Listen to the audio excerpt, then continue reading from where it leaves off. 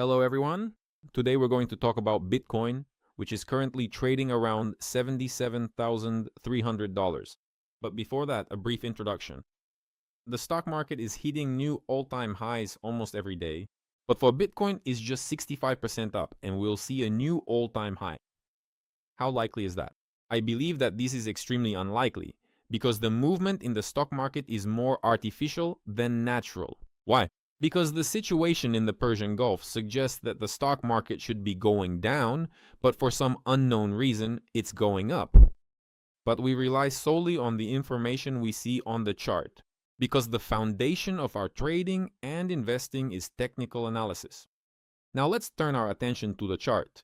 In front of you are the daily candles of Bitcoin, and what do we see? We see that the white trend line, which in one way or another indicated a downward trend, was broken, as well as an important resistance line. The resistance level is $76,470, and this was the lowest daily candle close in April of last year, when the downtrend shifted to an uptrend. Accordingly, this is a very important level, and we need to keep in mind that the breakout of this level could be a false one. But for now, it looks like a genuine breakout.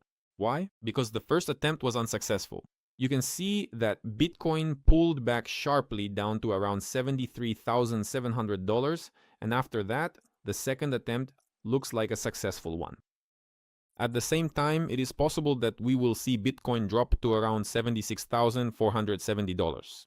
And in a sense, this will be a decisive level, because if we drop below it again, there is a high chance that the trend will continue downward. But for now, the priority is upward, as long as we are above the green line at 76,470 and above the white line of the descending trend.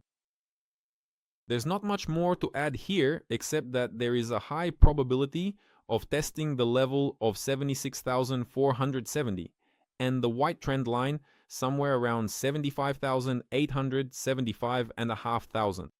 That is not forbidden. What will be the first indication of a trend reversal that the trend on the daily candles has changed? That would be the engulfing of the large green candle from April 22nd. Well, unless of course, after today's video we see a new green candle with a new high. Now let's look at the weekly candles.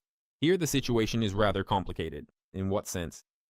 Notice that on the one hand, this week will most likely, again, we're only talking about probabilities here since it hasn't closed yet and there's still more than a day left before the weekly candle closes, give us the highest close since February 2nd of this year. This indicates that Bitcoin has broken out of its sideways range and is aiming for the area of the 100-week moving average, which is $88,000.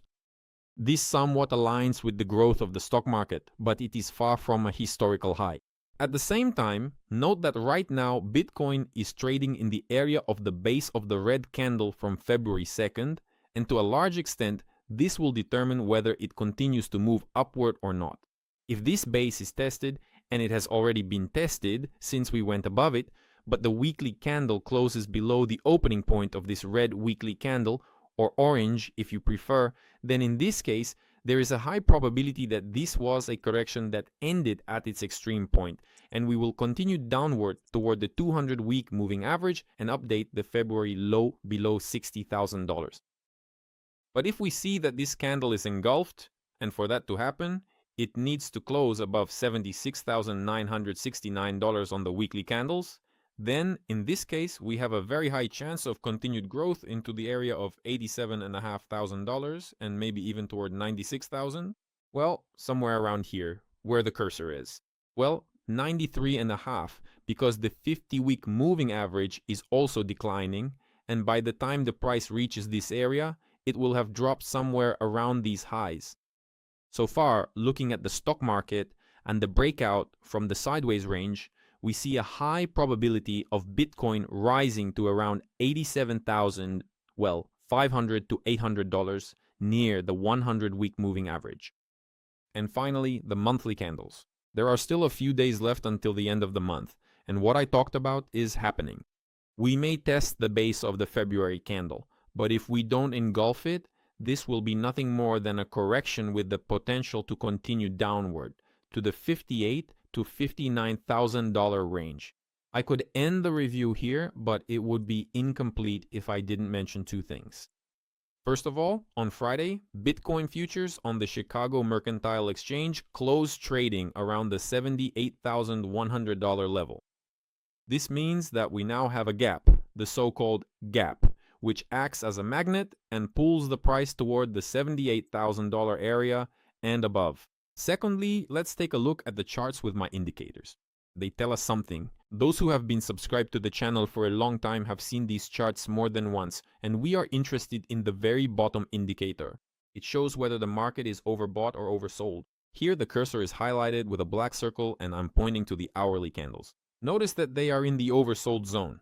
This means that while it's possible to move further down from this position, it's difficult. The situation looks exactly the same on the 4-hour candles. Yes, we have downside targets, and there are quite a few of them. Here is the $72,000 level, $73,000, $74,700.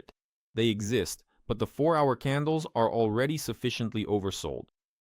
And taking into account the Friday close of the Chicago Mercantile Exchange, we have every chance to see Bitcoin return to the area above $78,000. Let's wait for the weekly candle to close.